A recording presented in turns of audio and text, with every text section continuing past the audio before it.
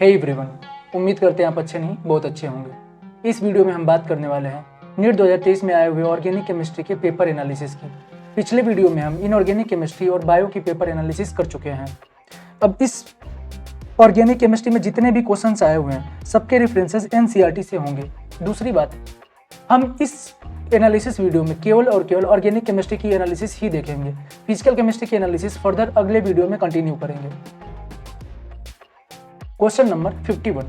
Question number 51 एक statement based question है जिसमें दो स्टेटमेंट दिए हुए हैं। स्टेटमेंट फर्स्ट है, a unit form by the attachment of a base to first position of sugar is known as nucleoside. NCERT में भी गिवन है, a unit form by the attachment of a base to first position of sugar is known as nucleoside. Statement second देखते हैं, when a nucleoside is linked to phosphorus acid at fifth position of sugar moiety we get nucleotide, but NCERT में given है when nucleoside is linked to phosphoric acid at fifth position of sugar moiety we get nucleotide।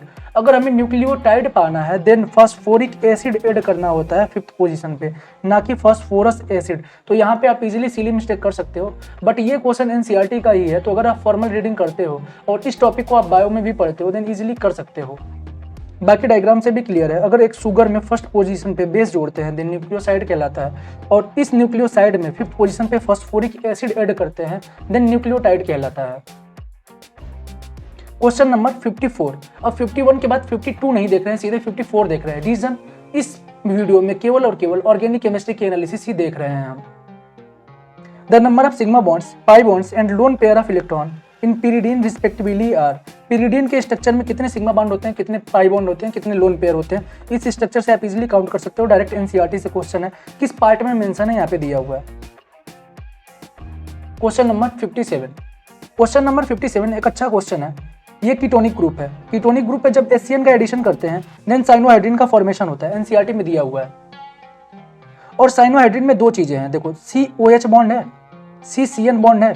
तो CCN bond H plus के साथ अलग तरीके से behave करेगा और COH बॉन्ड H प्लस के साथ अलग तरीके से बिहेव करेगा, जो दोनों एनसीईआरटी में दिया हुआ है। अगर CCN बॉन्ड की बात करें तो H प्लस के साथ कार्बोक्सिलिक एसिड का फॉर्मेशन करता है और COH बॉन्ड H प्लस के साथ एल्कीन का फॉर्मेशन करता है। मतलब यहाँ पे दोनों चीजें बनने वाली हैं, एल्कीन का फॉर्मेशन भी होगा, कार्बोक्सिलिक एसिड का फॉर्मेशन भी होगा।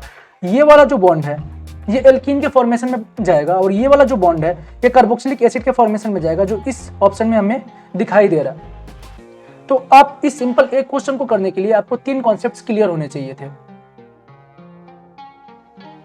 Question number 58। क्वेश्चन नंबर 58 फिर एक रिएक्शन का क्वेश्चन है। SN1 मैकेनिज्म से इसको सॉल्व करेंगे हम। इस वाले रिएक्शन में कार्बोकैटायन का फॉर्मेशन होगा और कार्बोकैटायन रीअरेंजमेंट करके वहां पे जाएगा जहां पे सबसे ज्यादा स्टेबल होगा। फर्दर वहां ब्रोमीन का एडिशन हो जाना है और फिर इस प्रोडक्ट का फॉर्मेशन हो जाएगा। Question number 61। क्वेश्चन नंबर 61 एक रिएक्शन का क्वेश्चन है जिसमें डाइजोनियम साल्ट के ऊपर CO2Br2 को ऐड कर रहे हैं, जिसके बाद ब्रोमोबेंजीन का फॉर्मेशन हो जाना है।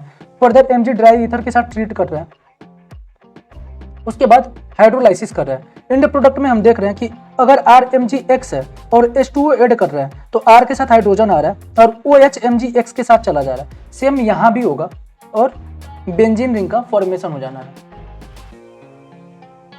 Question number 72। ये इकलौता एक ऐसा क्वेश्चन है जिसका एक ऑप्शन एनसीईआरटी से बाहर है, लेकिन इस क्वेश्चन को हम एलिमिनेशन मेथड से इजीली कर सकते थे। क्वेश्चंस को देखते हैं। Which of the following reaction will not give primary amine as a product? इसमें से कौन सी रिएक्शन ऐसी है जो amine primary amine as a product नहीं देगी? तो हमें यह जानना होगा कि इसमें से कौन कौन सी रिएक्शन ऐसी हैं जो primary amine as a product देंगी। तो चार ऑप्शन है, चार में से तीन तो ऐसी होंगी ना जो primary amine as a product दे रही होंगी, तो वो ऑप्शन नहीं होंगे और उसको हम एनसीईआरटी से एलिमिनेट कर सकते थे। ऑप्शन फोर्थ को देखते हैं। CH3CN के ऊपर लिथियम एल्यूमिनियम हाइड्राइड डालते हैं followed by hydrolysis, then product क्या बनता है? तो ये एनसीईआरटी में दिया है, अगर लिथियम एल्यूमिनियम हाइड्राइड के थ्रू रिडक्शन करते हैं RCN का नाइट्राइल ग्रुप का, देन प्राइमरी अमाइन का फॉर्मेशन होता है। मतलब ये प्राइमरी अमाइन बना रहा होगा। ऑप्शन थर्ड देखते हैं। अमाइड के ऊपर Br2KOH डाल रहे हैं, अमाइड के ऊपर Br2NaOH या KOH डालते हैं, देन फिर प्राइमरी अमाइन का फॉर्मेशन हो जाना है। मतलब ये वाली रिएक्शन भी प्राइमरी अमाइन दे रही होगी। रिएक्शन सेकंड देखते हैं। अमाइड के ऊपर lithium aluminium hydride followed by hydrolysis, amide के ऊपर lithium aluminium hydride followed by hydrolysis क्या बनता है? Primary amide. मतलब देख रहे हैं हम, ये नीचे की जो 3 रिएक्शंस हैं ये एनसीईआरटी में गिवन रिएक्शंस हैं और इन तीनों का प्रोडक्ट प्राइमरी अमाइन होता है। मतलब इस वाले रिएक्शन का प्रोडक्ट कहीं ना कहीं प्राइमरी अमाइन नहीं होगा। हम एलिमिनेशन मेथड से कर सकते हैं, बाकी ये रिएक्शन एनसीईआरटी में गिवन भी नहीं है। लेकिन अगर बताने वाली बात है तो मैं सिंपली बता सकता कि इसका प्रोडक्ट सेकेंडरी अमाइन होता है। जब आइसोनाइट्राइल का रिडक्शन करते हैं देन हमें as a product secondary nitrile मिलता है। Question number 73। अब ये बहुत बेसिक सा क्वेश्चन है जो एनसीईआरटी में दिया है, आप इजीली कर भी सकते थे इसको। Some tranquilliser are listed below, which one of the following belongs to barbiturates. अब इन ट्रैंक्विलाइजर में से कौन सा बारबिट्यूरेट्स है? याद है तो आप कर ले जाओगे, याद नहीं है तो नहीं कर पाओगे। वर्नल है, अमाइटल है, नेम्बुटेल है, मतलब जिसके लास्ट में अल आता है वो सब क्या होते हैं? बारबिट्यूरेट्स होते हैं। बाकी इस डायग्राम में भी इसका स्ट्रक्चर मेंशन है, आप इजीली कर सकते हो, डायरेक्ट एनसीईआरटी से आया हुआ क्वेश्चन है। Question number 74। The given compound is an example of, ये जो कंपाउंड दिया हुआ है किसका एग्जाम्पल है हमें बताना है। तो अगर हम अलाइलिक हैलाइड का एग्जाम्पल देखें तो इसमें यह बताता है कि कार्बन डबल बॉन्ड कार्बन के बगल वाले कार्बन से अगर हेलोजन ग्रुप जुड़ा हुआ होता है देन अलाइलिक हैलाइड होता है। यहाँ पे भी सेम हो रहा है, कार्बन डबल बॉन्ड कार्बन से लगे हुए कार्बन के साथ हेलोजन जुड़ा हुआ है, क्या होगा? अलाइलिक हैलाइड, जो एनसीईआरटी में दिया हुआ है। Question number 75। Weight of 2 moles of organic compound which is obtained by heating sodium ethanoate with sodium hydroxide in presence of calcium oxide। अगर हीट करते हैं देन एल्केन का फॉर्मेशन होता है। यहाँ पे कौन सा एल्केन बनेगा? मीथेन। 1 मोल से 1 मोल देन 2 मोल से 2 मोल एल्केन का फॉर्मेशन हो जाना है। वेट कितना होगा? डबल हो जाएगा। Question number 78। क्वेश्चन नंबर 78 में पूछा है कि लेसाग्ने टेस्ट में जो रेड कलर आता है, ब्लड रेड कलर आता है, वो किस कॉम्प्लेक्स के फॉर्मेशन से आता है? एनसीईआरटी में दिया हुआ है वो कॉम्प्लेक्स, और ये कॉम्प्लेक्स सिंपल इस आंसर में भी गिवन है। Question number 79। Question number 79 क्लीमेंसन reduction का क्वेश्चन है। क्लीमेंसन रिडक्शन क्या करता है? सी डबल बॉन्ड O को रिड्यूस कर देता है CH2 में। तो ये जो सी डबल बॉन्ड O है ये CH2 में कन्वर्ट हो जाएगा और एज अ प्रोडक्ट इस वाले कंपाउंड का फॉर्मेशन हो जाएगा। Question number 85। which among the following molecule on polymerization produce neoprene। इसमें से किसका पॉलीमराइजेशन कराने के बाद नियोप्रीन का फॉर्मेशन होता है? तो हमें पता है कि अगर क्लोरोप्रीन का पॉलीमराइजेशन कराएं देन नियोप्रीन का फॉर्मेशन होगा। अब क्लोरोप्रीन में क्लोराइड मॉलिक्यूल होगा ही होगा, और अगर ऑप्शंस की बात करें तो यही इकलौता ऐसा ऑप्शन है जिसमें क्लोराइड मॉलिक्यूल लगा हुआ है, ये ऑप्शन होगा। बाकी एनसीईआरटी में भी ये दिया हुआ है। क्वेश्चन नंबर 91 फिर से एक चेन रिएक्शन का क्वेश्चन है। प्रोडक्ट डी बताना है, CH3CHO एल्डिहाइड का रिडक्शन करना है, क्या बनेगा? एल्कोहल। एनसीईआरटी में दिया हुआ है। अब एल्कोहल के ऊपर H2SO4 डालते हैं, एल्कोहल के ऊपर अगर H2SO4 डालते हो देन एल्कीन का फॉर्मेशन होता है।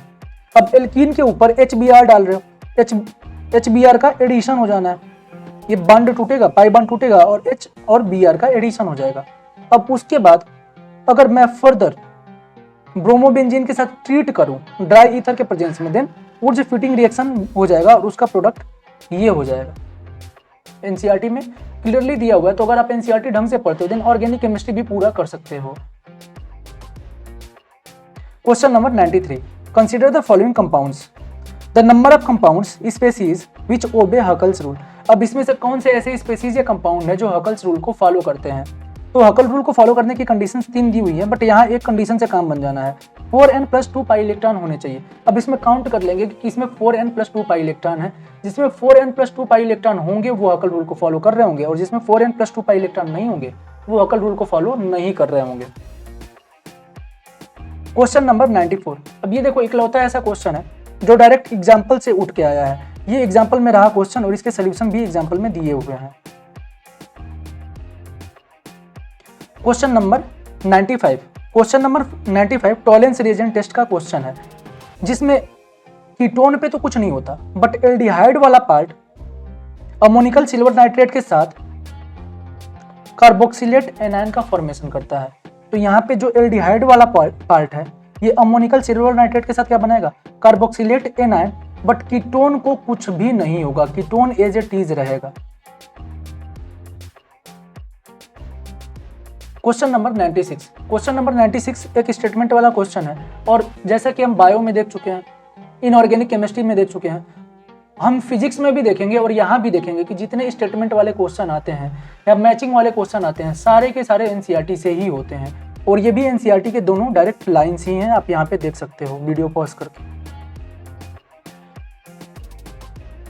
Question number 97, which amines of the following will be most readily dehydrated under acidic condition. Acidic condition के अंदर किसका डिहाइड्रेशन सबसे इजीली होगा? तो हम एनसीईआरटी के कॉन्सेप्ट से जानते हैं कि जो टर्सरी होता है उसका डिहाइड्रेशन सबसे फास्ट होता है, फिर सेकेंडरी का और फिर प्राइमरी का। तो इसमें सारे के सारे सेकेंडरी हैं। डिहाइड्रेशन के बाद क्या बनना है? कार्बोकैटायन का फॉर्मेशन हो जाना है। अब वो कार्बोकैटायन जल्दी बनेगा जो बनने के बाद स्टेबल होगा। कौन ज्यादा स्टेबल होगा? जिसको इलेक्ट्रॉन दिया जा रहा होगा, मतलब इलेक्ट्रॉन डोनेटिंग ग्रुप जिससे लगा हुआ होगा। इलेक्ट्रॉन विड्रॉइंग ग्रुप इलेक्ट्रॉन खींच के उसको और कमजोर कर रहा होगा। तो ज्यादा स्टेबल कौन होगा? ऑप्शन 4।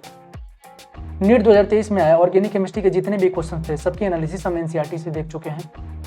फिजिकल केमिस्ट्री की एनालिसिस हम अगले वीडियो में करेंगे। धन्यवाद।